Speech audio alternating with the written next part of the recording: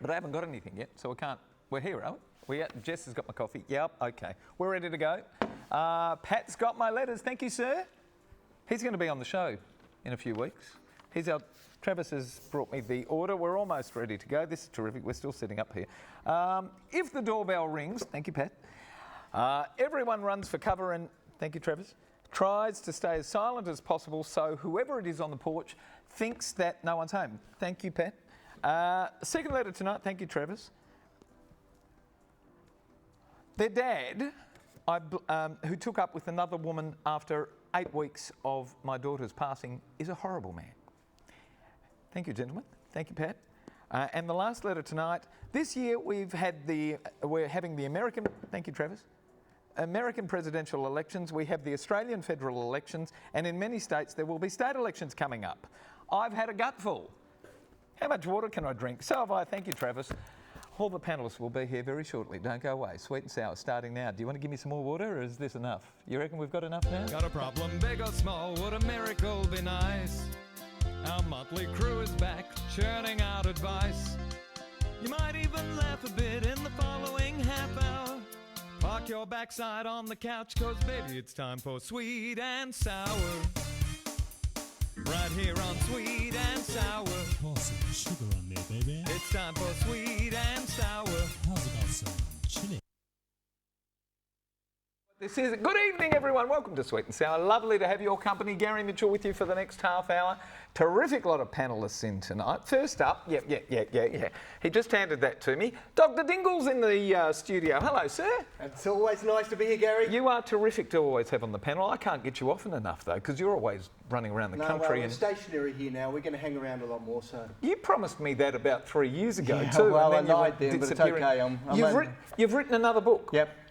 It's called Unlock Your Genes for Weight Loss. Yeah, a totally different approach. It's not calorie... Forget all that other crappy stuff, calorie counting and low fat and all those, whiz-bang things out there, including government recommendations. It's absolute crap. It's all not what your genes you're born with, but what you do to your genes. We now know that you can eat certain foods that turn on the genes for weight loss or turn them off. That'll be and interesting that's what that's to read. about. Welcome back to the show. We really have to. Exactly. Can you market this book? Well, yeah, unbuckle your jeans. I sure can. Unbuckle. I like this new title as well. No genes are coming off in Claire the show. McGowan, welcome to the show. Nice to have you back. Thank you. How are Glad you? to be here. Do you reckon someone in your position might be able to market that pretty successfully? It's got I think it's got a got pretty a few sexy- of the big ticks that people like to have does, these days. doesn't it? Weight loss. It's a big Unlock story. your genes. Not that variety. Never mind. Hello, Susie. Hello, how are you? Long time no see. Where have you been? Don't tell me Rottnest. No, I haven't been at Rottnest. Claire's the Rottnest girl. I haven't been at Rottnest. Why- I've been around. Why haven't you been working. to Rottnest? I thought I we do were all go going to to- go I- glamping one of these Well, nights. not yet. Soon, Not yet. later When? this year. When? End of I wanna go next glamping. year. Within the next 12 months, it'll be very cool. It will? It'll be fantastic. It'll be Promises, good for promises? Rottnest. No, it's coming. There's lots of things happening on Rottnest. It's been a long time since he's been on the show. Now he's the Deputy Lord Mayor of the City of Perth. Hello, James Limnios. Hello, my good friend. How are you, my friend? Lovely to be here. Nice with to you. have you here too, mate. Thank you. I Appreciate don't know how I anchored you here, though, because you're one of the busiest blokes I know, and you've managed to take half an hour out, if not a little bit more, to be with us. So thank you. Look, it's an honour to be here, and it's an honour to that's a spend nice time thing to with say. you and your friends. Oh, good so on it's, you. it's honestly, I mean that. Thank you for the opportunity. Have you had a look at the letters yet? I have a brief look. A brief look? Yep. All right, well, here we go. In one word, what do you reckon? Interesting. Interesting. Good choice of words. Here we go. Don't answer the door. This one's entitled, Dear Panellists.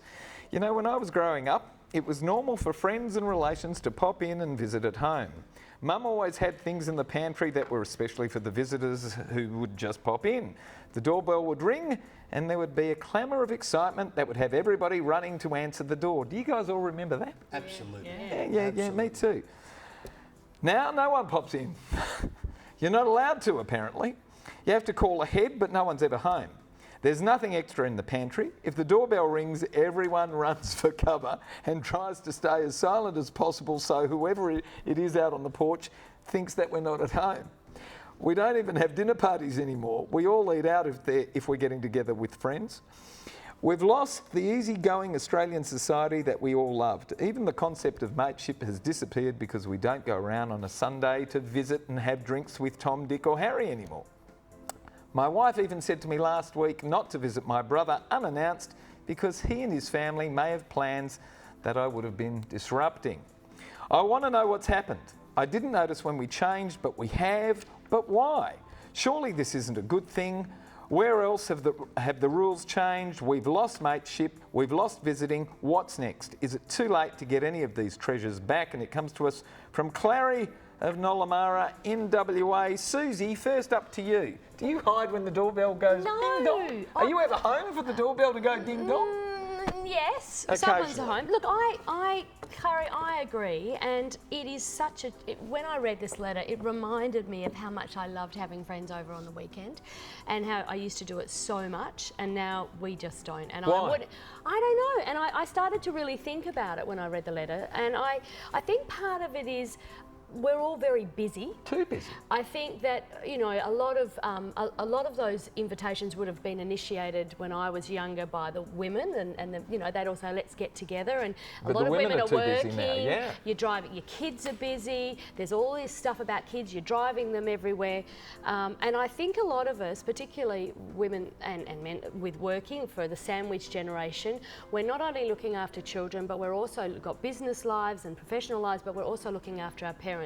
And for me, as a full-time working person, the weekend is taken up by running my kids to sporting events, which I want them to do because it's part of a community, but also seeing my family and my mother, and then doing all the other shit stuff that you have to do in a house. So, but I want to say, I really yearn for those days, and those sort of wonderful, fun-filled weekend interlopers that used to drop in, and I used to fill the fridge waiting for them, and I think we should start this weekend. So I thought I'd head out to Nollamara to visit Clary on Saturday. Clary, I'll just give you a bit of a warning, but it'll be about 11 p.m. because that's when all the other stuff that has to James, be are done. you going to go with Susie to visit Clary? Do you have time to do that? I actually don't. I'm in bed by 11 o'clock. I'm quite boring.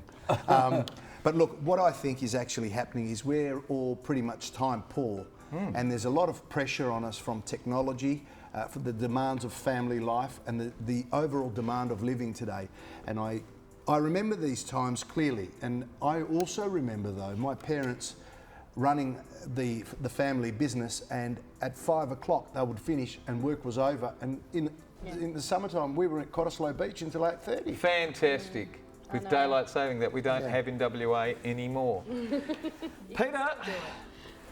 Look, this is just the social norms, and everything is going to change. Everything is going to change, and really you need to be an adapter. You know, when Darwin said, survival of the fittest, he didn't actually mean the tallest, fastest. He meant the ones who are going to change and adapt to the circumstances. And it has changed. I'm not sure about the busyness. Everyone's saying busy. Crap. Look, we're just as busy. You can go back to Aristotle, and he said everyone was busy 2,000 years ago. What we've got now, though, is the technology to plan ahead better, so you can ring up people. And look, we still get people knocking on the door, and it's fantastic. The wide door's normally, the only door there, so everyone can see us anyway. And we love it when people come around. The whole idea is, if you want to go visit friends, stuff them. If they don't like it, visit them anyway. Do what you want to do. Don't get hung up on what you have to do. Be the person you are. Claire, last word. Last words. Well, I think it's come about from a few things. I think the advent of mobile telephones has made ringing up people. Sped everything up. And you've got the phone. Everyone's got one, so you think you should ring before you go.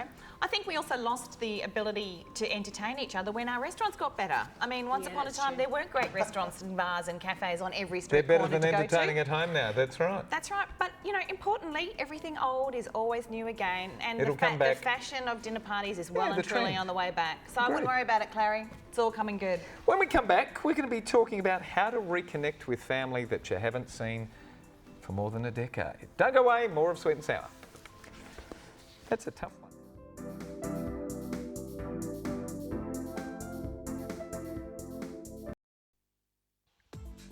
Getting in touch with Sweet and Sour is easy. Just head to sweetandsour.net.au to send us a letter. And while you're there, why not check out past episodes? Plus, don't forget to like us on Facebook and follow us on Twitter. And for a behind-the-scenes look at Sweet and Sour, check us out on Instagram. And we're going to send every letter writer to the movies to see this week Margaret. It says Margaret up there, it's Marguerite. Okay, very nice, we corrected it, but we corrected it incorrectly.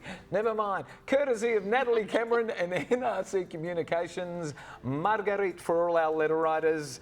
Straight into letter 2. My lovely daughter died 10 years ago, writes Judith of Clayton in Victoria. She was only aged 36. There's not a day that goes by without me thinking of her and missing her. She had 2 beautiful girls then aged 8 and 10 who were left without their mum. Their dad, a horrible man whom I blamed for the early death of my daughter, took up with another woman within 8 weeks of her passing. I was mortified. I made the mistake of telling him that I thought so, and as a direct result, I haven't seen my beautiful granddaughters in all this time. Over the years, I kept sending birthday and Christmas gifts in the hope that one day they may be able to acknowledge me. All for naught. The girls would now be legal adults aged 18 and 20. I just don't know what to do now. If they wanted to see me, they've had plenty of opportunity over the years. I think their dad may have poisoned their minds against me. I'm not sure if I keep sending gifts that they are even receiving them anymore. Maybe they simply don't want to see me. Please, panellists, what could I do to bring my granddaughters back into my life? I'm 73.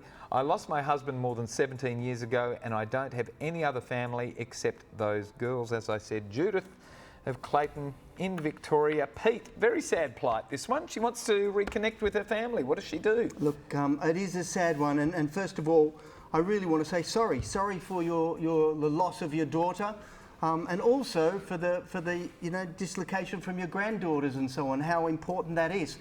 But in this, there are certain lessons, and I think some of the lessons may be for you in terms of how you deal with this and how you handle it.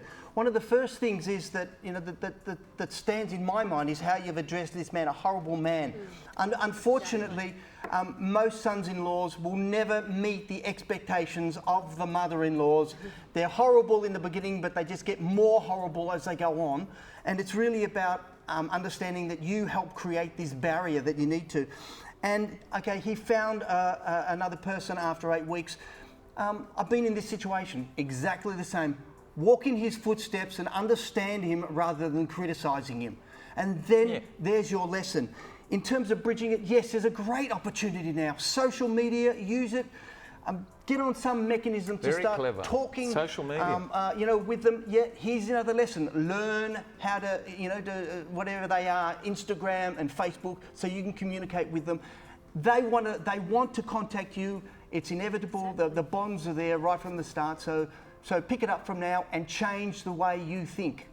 Claire, her fault. I'm with Pete. I figure it's her fault. Look, the man's reacted. I don't think it's an issue of fault, but I do feel that she's obviously got bad feelings calling him horrible, and she's obviously understandably upset about the quick relationship. However, that happens, and although it's never been in my personal experience, I understand from a lot of people that can happen quite quickly, and particularly if she was, how long she was dying for, if she'd had a long illness or something like that. But regardless of all that, my advice would be apologise, reach out to the father, say you were sorry for the words that had been said, bigger man, and move forward. Contact the father, recontact with the girls. They're almost grown up. They'll be moving out soon. You could actually bypass the father, though, couldn't you? I don't think you need to forget the father. If she wants forget to, the father? yeah, but she's got to get in touch. They're still living at home. She'll feel better, I think, if she apologises. Exactly She right. obviously feels bad about it. If she should just take the high ground. The problem is that there's obviously some issues between them because it's been a long time and there's actually been no contact and he hasn't engaged with that. I actually think they're 18 and 20. They are young adults, and I would be doing something like contacting them. Instead of giving them some random gift, I would give them something that was a letter from you, heartfelt letter, talking about their mum, saying how you want to reconnect, and then giving them maybe a small gift that was precious to their mother, so that they then say, oh, this is my conduit to find out about my mother. And they're 18 and 20, they may be interested now, they won't have a lot of information about their mother. But also, I think that that's the way of them saying, oh, okay, there's no recriminations. I wouldn't even be bothering with the dad right now, to be honest. I actually think it's more about her wanting to have contact with her girls and for them to actually feel that they have the right to speak to James, final word. Gary, I think, firstly, like Peter said, sorry for your loss. Extremely sad to lose any child. But she needs to learn to forgive. And that's the first thing that she needs to do. For her own sake. That's right. She is harbouring these feelings and this anger for the last 10 years, and if not more, she's been harbouring it. Probably more. And inside us, our inner self is the reflection of our world. That's the world that we create. So, Can't blame anybody except yourself. Take responsibility. We are the only people that we can blame for how we're feeling and how we see the world. But I've got a little comment that I would just like to say. Sometimes we need to evaluate what 2 minutes of satisfaction, whether 2 minutes of satisfaction is worth a lifetime of sorrow. Absolutely. So at that particular point, she decided to have a go at her son-in-law and tell him how horrible he was. And she couldn't take it back. And she couldn't take it back. And she's paid the consequence. Absolutely. And they are the young girls, that is the young girl's dad. Whether you like him or And not. that's the only parent alive. Exactly. But she doesn't actually Reach say out that on she Facebook contacted. or Twitter, see what you can do. Oh, and yes, then yeah. maybe she can reconnect with her son-in-law too through the girls. Maybe go backwards that way. Yeah, well, I We've think got to so. go. When we come back, we're going to be talking about whether we've had a gutful of all the elections. And if you've got a comment that you'd like to make in relation to this letter or any other letter, have a look at our social media highlights as well. Facebook or Twitter. Don't go away. Have you had a gutful of elections coming up? See you soon. Sweet and Sour, the show where you write us some letters and we criticize you. Time for Sweet and Sour. Right here on Sweet and Sour. Pour some sugar in there, baby. It's time for Sweet. Welcome back to Sweet and Sour, straight into the last letter of the night. Hello, Sweet and Sour. This year we have the American presidential elections, we have the Australian federal elections, and in many states there will be state elections coming up. Like so many, I've pretty much had a gutful of the negative, uninspiring behaviours we excuse as fighting for progress and we call the political processes. Seriously, the amount of media saturation on the primitive meanderings that politics around the world has descended into makes me want to throw my hands up and say that's enough. It's all complete rubbish. The rich are getting richer, and with the economy turning bad, the rich are able to buy up more and more. Politicians don't pay attention to anyone except lobbyists for the rich. How do we change this horrible situation where civics around the world is all about growing the rich man's economy and has nothing to do with making life better for the majority unless it benefits the rich? In this election intense period, all I want to do is run. Is there any reason to hang in? Why do we find ourselves at this terrible point where the silent majority are those who are exploited to keep the economy running for the benefit of the few? It comes to us from Crow's Nest. Serena writes into us. First to James. How do you feel about all the elections coming in? I think this is life. We It is live life. in a democratic society and in a democratic country, and there will be elections coming on. However, And that's a good thing. I think that's a very good What would thing. you Can rather? you imagine if we just had leaders that said, I'm the leader today and you must follow what I say? Is that the system you'd prefer? However, what's happening here is we've got media cycles that are 24 hours a day. Never ever have we had that before. So we've got Twitter, we've got breaking news, we've got all of these things at the moment. So yes, people are saturated with information. more media than ever before. But this silent, look, I'll answer this question very quickly. Why do we find ourselves at this terrible point where the silent majority are those who are exploited to keep the economy running for the benefit of the few? Just for that reason, because you remain silent. Exactly. You must get together, you must Yeah, vote, yeah. you must talk with your communities. And I can tell you in local government, the more noise there is, that squeaky wheel gets the oil. Exactly. So the fact of the matter is, you could have 5 people lobbying for a particular cause, and they make enough noise where you think that is the view of the whole community. So the silent majority who disagrees with a lot of these issues Have got a responsibility they've got to respond themselves. to themselves and to the community. Good point. Absolutely. Susie? Well, I agree totally with James, and I think, Serena, you should stop whinging because, you know, as James said, why not get involved in your local community? Why not find out what's happening in your local political, you know, landscape? I think that the people that actually put their hands up to be our politicians at all levels of government, they are doing a really tough job in very trying circumstances, particularly if you're from Western Australia and you're away from your families. They'd be getting a lot more pay if they were actually working in their professional arenas. They get paid pretty shit for the amount of time. There's a lot of free They do, but you stuff. still And I hear just people think, but complaining the about how fact much is, they pay. Serena, stop whinging. Get involved. Claire? Well, I think I agree with what everyone's saying. Oh, boring show. I know, Everybody's it is. agreeing. I know, but it's a pretty self-explanatory situation. But, you know, the thing I would say We've got to a politician Serena, on the show and we're not paying out on politicians. No, well, Serena needs to We stop. could start on local She needs to government stop now. complaining, volunteer her time, stand for election herself, make her voice heard. What do you feel strongly about? Well, make a choice. And the other thing is that, Goodness you know, me. great change comes through one person's first step. So stand up and make the first step, I say. Stand up, make the first step. Pete? Yep, look, absolutely. But, you know, what you've got to deal with here, we have a crappy system. And look, I agree, it's a democracy, but a democracy assumes that we're all knowing, we have all of these certain rules and regulations, and it doesn't come into play. And the first of those is you have to be involved. The second one is you have to learn. You have to get out there and you have to, you know, expand your knowledge in all these areas. I agree with the whole idea of lobbyists out there ruling the world, ruling the parties, and I believe ruining it. In the area of climate change, I just have to cry when I see political parties still denying stuff. And in the area of health, you know, you can eliminate chronic illness if you just got rid of all. Well, I won't even go there, okay? And it all comes down to politics. So, yes, I agree with you, but get involved. And you don't have to actually get involved through a political party. There are other ways nowadays, like Get Up and Change.org. There are a whole... Look, I fill out a survey and a petition almost every single day. And some of those petitions actually bring about change. So get involved, bring up Pete, change. do you And like finally, this letter to give away the pair of limited edition sunnies courtesy of Alon Treves? I know you've got more to say, but the show's only this long. Well, look, I'm going to confuse everyone. I reckon they should get them.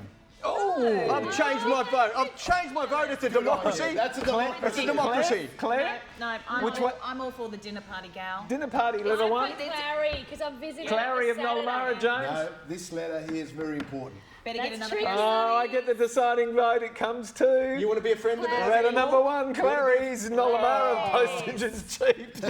Thank you, Clary. We've got to disappear. Nice to have you back, Pete. Where's the book gone? Oh, that Oh one. shit, sorry, I've stolen it. Susie's one. taken I it. want There you one go. too. It's called Unlock Your Genes for Weight Loss. Yep. I'll read it and tell you all about it next week. Claire, good to have you on the show. Thanks for having me. Can you come back? Actually, everybody come back next week. All right. You seem to have gelled. You're probably too busy to come back next week, are you? Oh, for this group, definitely, because I want to get a book. I'll bring one in next week. Not our company. She's coming back with you. Councillor James, you've never got any time. Can we squeeze you back for next week? For you, no problem. I'm in love with all Listen of to you. all the politics going on here. terrific. I know, exactly. And we'll talk about the issues that are important. Are you going to be running on big issues next year? Of course. Of course. We're going to discuss what they are, but we've got to go. Over dinner. Oh my God, don't talk about Thank dinner. all of our wonderful panellists. Thank you for having us at home tonight. And thank all of our crew as well for being here. They're always terrific. It's terrific to have you. And we'll see you all next week with the same crew. Okay? Good night, everybody. Love to have your company. This is where you wave. Okay. This is where you get the votes. All right? Be nice and smile. Good night, everybody. Good night. See you next week.